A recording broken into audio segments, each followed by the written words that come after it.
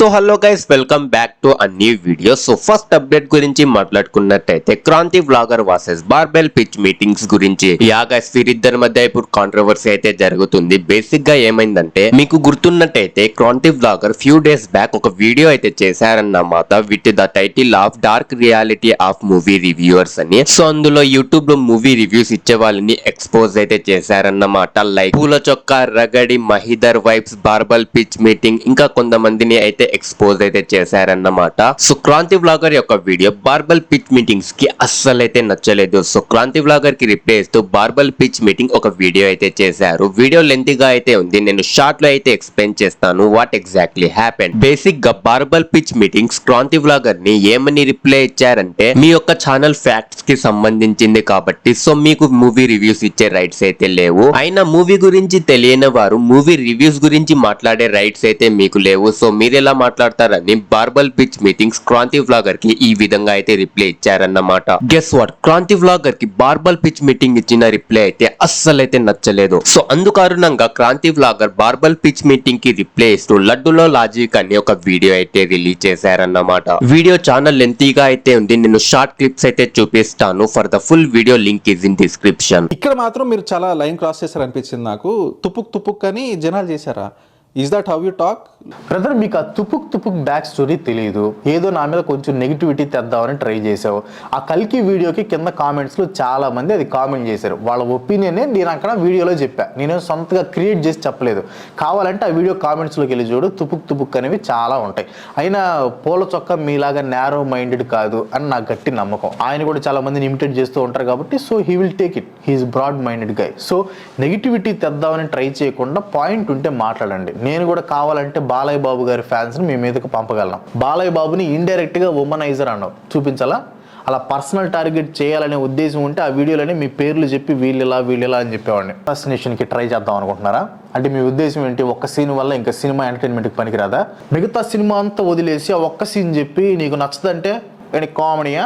అయినా ప్రతి సినిమాలో మెసేజ్ ఉండాలి అనేవాళ్ళు చాలా మంది ఉన్నారు. వాళ్ళ గురించి మీకు తెలియదు. మీకు తెలియకపోతే సిలికాన్ వ్యాలీలో చిప్పులు తయారు చేసుకోండి, అంతేగాని మీకే మొత్తం తెలుసు అనుకోవద్దు. చాలా బాగోదు. లాజికల్ మాట్లాడితే సినిమాలా చూడు అంటారు. అది నేను ఒప్పుకోను. నీకు లాజిక్స్ కావాలంటే నెట్ఫ్లిక్స్లో డాక్యుమెంటరీలు చూసుకోబోయా. మీకో రూల్ నాకో రూల్ చెప్పండి. ఓరే నాయనో, ఫ్యాక్ట్కి రివ్యూకి లింక్ ఏంటి బ్రో? ఆల్రెడీ ఉంటేనే దాన్ని ఫ్యాక్ట్ అంటారు. అది జరిగింది కాబట్టి నేను చెప్తాను. రివ్యూ అంటే నీది ఒకలాగా ఉంటుంది, నాది ఒకలాగా ఉంటుంది, వేరే వాళ్ళది ఇంకోలా ఉంటుంది. అసలు సంబంధం లేని వాటికి లింక్ పెట్టి జనాల్ని కన్ఫ్యూజ్ చేసి మళ్ళీ లాజిక్ మాట్లాడుతున్నట్టు ఫీల్ అయిపోవటం. అరే బాబు, ట్రైలర్ టీజర్లు ఎందుకు రిలీజ్ చేసేది? చూసామా బజ్ ఏంటి? వాళ్ళకి ఆ బజ్ కావాలి, అందుకే కదా ముందు రిలీజ్ చేస్తావు, జనాలు మాట్లాడుకోవాలని. అరే బాబు, ట్రైలర్ బాగుందా బాగాలేదా చెప్తే నో ప్రాబ్లం. బట్ నీలాంటి వాళ్ళు ట్రైలర్ చూసే సినిమా దొబ్బిందని చెప్తారు. అది నేను చెప్పింది అక్కడ. నువ్వు బజ్జు చెప్పుకో, ఎగ్గు బుజ్జు చేసుకో, నాకెందుకు? సినిమా రిలీజ్ కాకముందే ట్రైలర్ చూసి సినిమా ఫ్లాప్ అని మీరెవరు డిసైడ్ చేయడానికి? ఒక సినిమా బాగాలేదని చెప్తేనే who are you to tell అన్నావు. సినిమా రిలీజ్ కాకుండా ఫ్లాప్ అని చెప్తున్నావు. Who are you to tell అసలు? మళ్ళీ అది నీ ఒపీనియన్. ఇది చెప్తే మాత్రం ఇది who are you to tell.